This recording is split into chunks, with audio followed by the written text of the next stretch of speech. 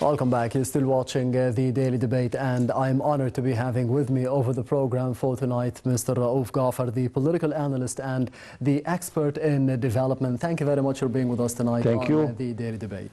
First of all, how did you see the importance of the participation of Prime Minister Dr. Mustafa Madbouli at the Dakar Financial Summit for the development of infrastructure in Africa in general on behalf of His Excellency President Abdel Fattah al-Sisi? Of course, after the excellent comeback that Egypt made towards the African continent, yes, I think this was an occasion to offer, in my opinion, what we as Egypt have in form of expertise, know-how, etc., particularly that this summit is dedicated to the infrastructure projects. Yes. I think that over the last years we have developed an excellent experience. We've executed a lot of infrastructure projects in all the infrastructure domains excellently. And I think we owe our African brothers and sisters what we know in terms of experience and know-how. And we are ready to help in any way we can, whether by executing the projects or giving them a hand in whatever they need, yes, as far as infrastructure is concerned. So the presence of Egypt in this particular summit, was important, and I think it will result in more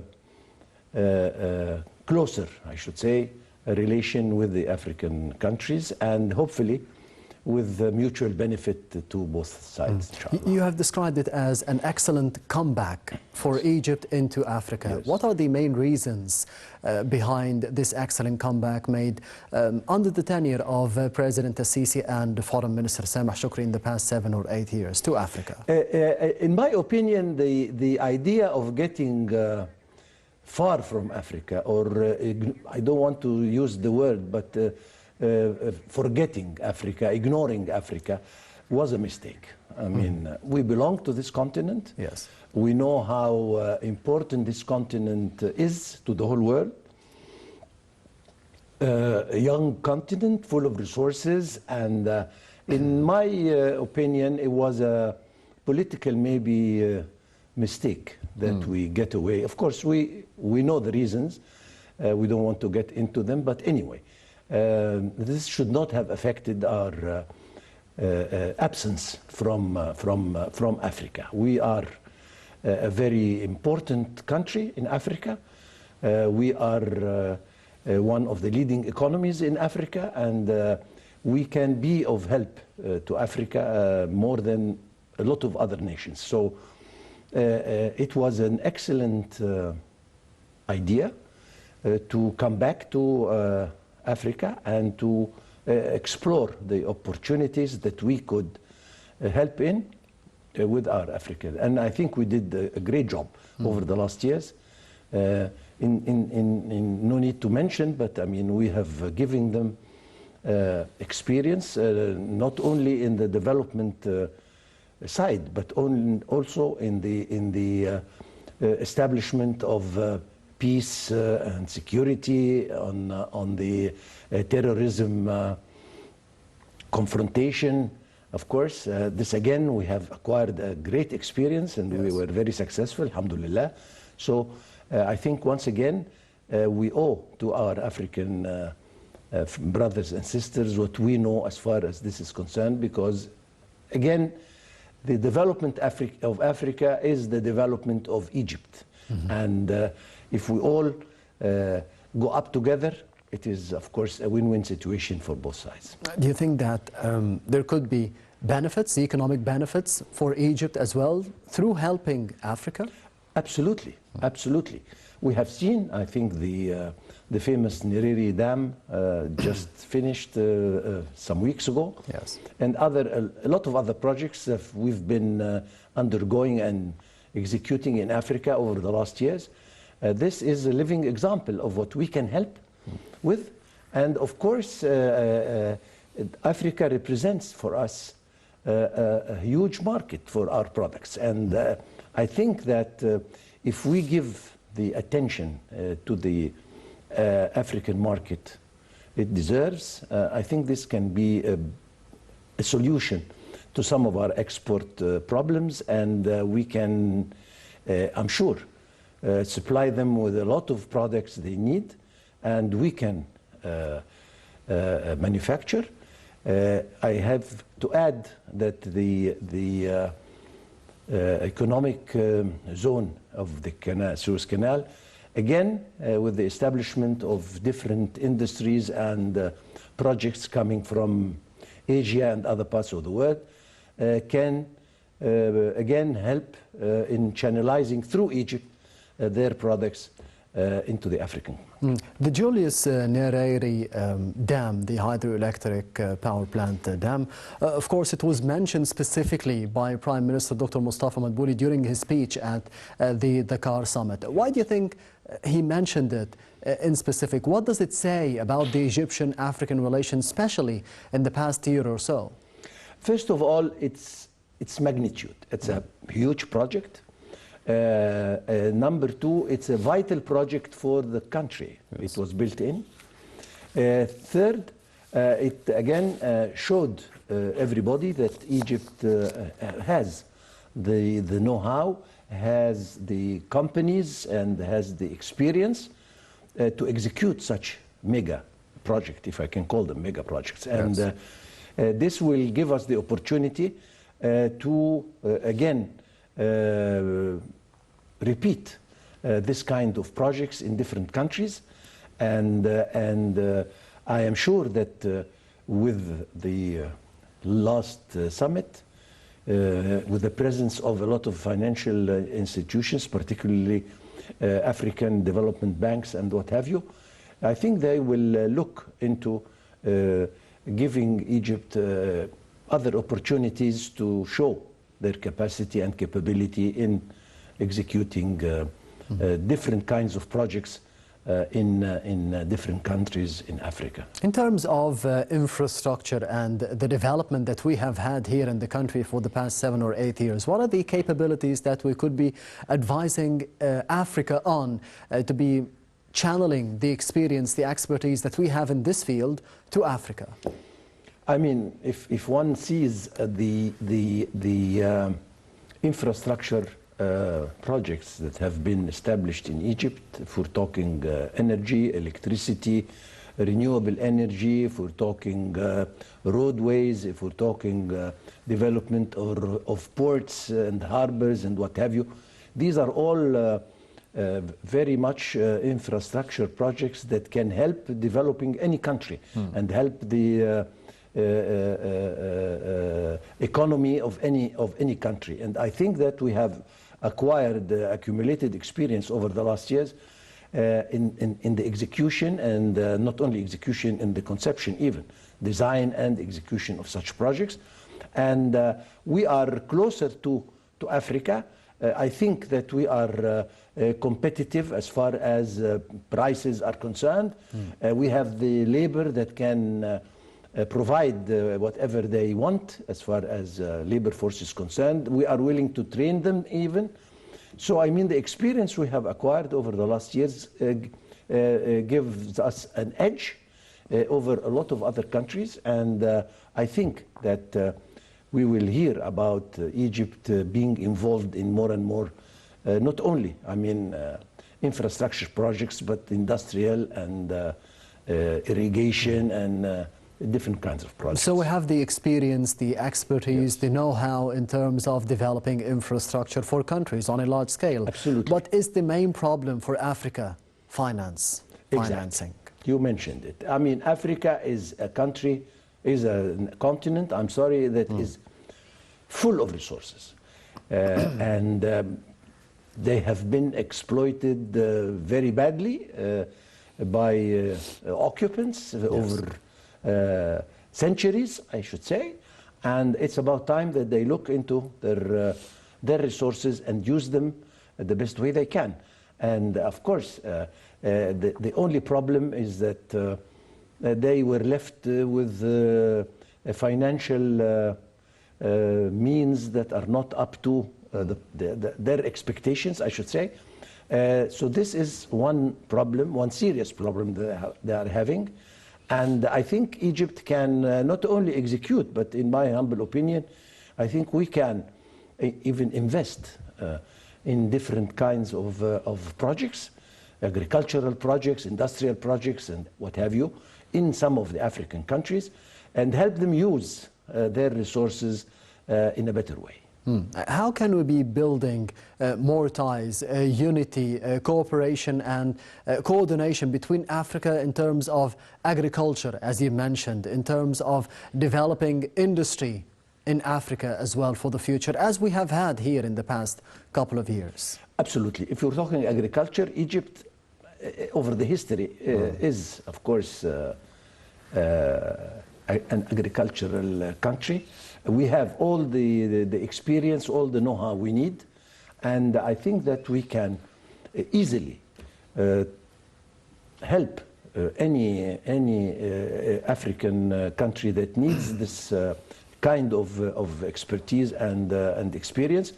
And I'm sure that particularly after the unfortunate war that is going on now between Russia and Ukraine, and the chains of supplies that are interrupted, and the lack of food for some African countries, yes, will be a lesson learned that we have to depend on ourselves and help other countries in at least producing what they need in terms of food.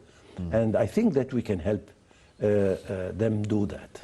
Regarding helping other countries, more specifically in Africa, there are a lot of issues and disputes, political issues, and sometimes, excuse me, bloody disputes between the internal factions of a number of African countries. What is the role of Egypt in solving or trying to solve those issues and disputes? I mean, we have already begun. I mean, it's not trying. I mean, we have, I think that Egypt participated in all the peacekeeping forces belonging to the United Nations, in all the African states.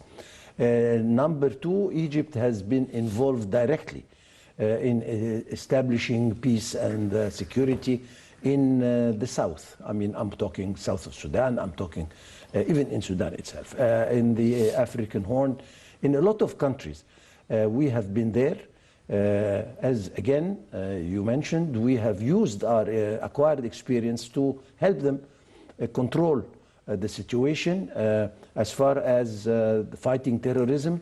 Again, we have been, alhamdulillah, very successful doing that, and we can help them get rid of the terrorists that are on their soil, and this is helping. I mean, there is no development without peace and security, of course. So this, I think we have all what they need.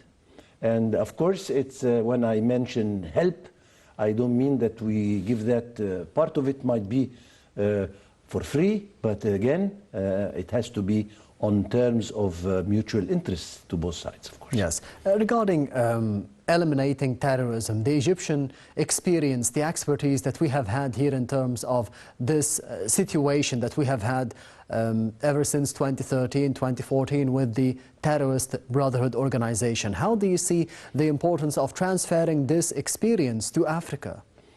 They need it, first of all. And as I said, I repeat myself, there is no development without peace and security. And mind you, terrorism represents a big threat to the countries they are in, and they are hindering all kinds of development and progress. Yes. So they have to be fought and they have to be eliminated. We have done that, and we were successful doing it, thank God. And I think that we can offer our experience to such countries and help their institutions with what we know in order that they fight the terrorism and they eliminate it. And this is the only way for them to improve and to develop. And I think that we will never fail in doing it, and we will be always available for anything they need us in this endeavor particularly. Yes, regarding offering experience, the armed forces announced that the Egyptian armed forces announced the conclusion of about 3 programs. They were offered to about 67 military personnel from 18 different African countries. What is the importance of those training programs for the future of the continent in terms of keeping the stability and security of the African continent? It is imperative. It's not a matter of sending soldiers or sending an army to other countries to establish security and safety. Yes. The most crucial issue is to have the country itself establish its own. And this will only come through, as you rightly said, by teaching their own personnel, military personnel, to come and learn what they need to do. And as a matter of fact, Egypt has always been doing that. I mean, there was always, I think, a percentage of students of all the military academies for a place reserved. Yes. For African students and Arab students for that matter, of course. And so it has been going on the army side and on the police side. And I think it is it keeps going, and this is again the only way to teach them what we know, so that they can go back to their own countries and apply what they learned to establish peace and security on their own soils. Yes, His Excellency President Abdel Fattah al-Sisi was heading the COMESA meetings for last year for Africa. What can this be beneficial for both sides, Egypt and Africa, in terms of the economic integration? I tell you, I mean, we have been presiding the African Union a few years ago. Yes. And one never thought that when we leave the presidency we will forget about Africa. But unfortunately, this never happens. Yes. Fortunately, I mean, sorry. And I think we have a responsibility. It's not a matter of heading the COMESA or heading the African Union. More than it is a responsibility that we have towards Africa. And this is a historic responsibility. And we can't go about it. So we have to do it willingly. And as I say, on the political level, our president is keeping excellent personal relation with the very large majority of African leaders. And this helps, of course. When the relation at this level is amicable and friendly, it helps, I mean, jump over a lot of hurdles as far as the economy is concerned. As a matter of fact, we have signed a lot of agreements leading to the, hopefully, African Union, following the example of the European Union. And we've signed, as I said, some free trade agreements, free transit agreements, and so on and so forth, to facilitate the movement of goods from one country to the other. Customs were lifted from between different countries. I mean, these are all leading to, as you rightly said, to the complete integration of the African countries towards one another, and hopefully create a huge economic force that can be head-to-head, hopefully, with Russia, with China, and with Europe, of course. Mr. Raouf, why do you think that now is the time to be investing in Africa? Because we have seen in the past 2 or 3 years, especially before the COVID-19 pandemic hit the globe, the opportunities of investing in Africa by the United States, by the West, by Germany in specific, by China, by Japan. Why do you think those superpowers, economically speaking, are trying to be attracting the African markets towards them? As I said, Africa is a young continent full of resources. Mineral, natural, human, you name it. Yes. And although has been very badly exploited over the last long years, still it is full of riches and wealth. And of course, this is not invisible to everybody. And the future is here. I'm talking Africa particularly, and everybody knows that. So China came in, and Russia came in, and then the United States wants a piece of the cake, of course. Europe cannot go, in my humble opinion, although Europe was occupying our continent for so many years, but Yes. they know today that they can't go any further without relying on the resources that are in Africa. So looking at Africa is looking at the future. This is why everybody is looking at Africa. I think Egypt has an edge and maybe has a bigger opportunity to have a big bite in the development of Africa economically and from all aspects. Yes, which is always good news for Africa and for Egypt. Mr. Raouf Gaafar, the political analyst and development expert. Thank you very much for being with us tonight on the Daily Debate. Thank you, my dear. Thank you. Anytime. And this brings us to the end of the Daily Debate for tonight. I will be leaving you, however, with the latest presidential activities of His Excellency President Abdel Fattah al-Sisi over the past week. So stay tuned. Thank you for watching and goodbye.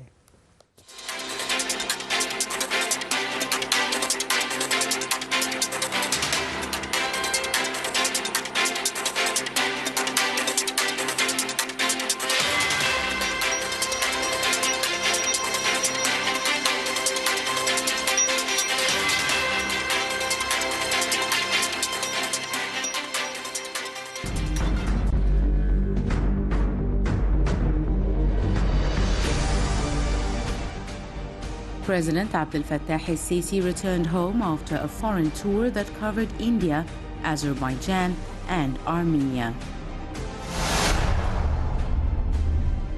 President Abdel Fattah al-Sisi met the U.S. Secretary of State Antony Blinken.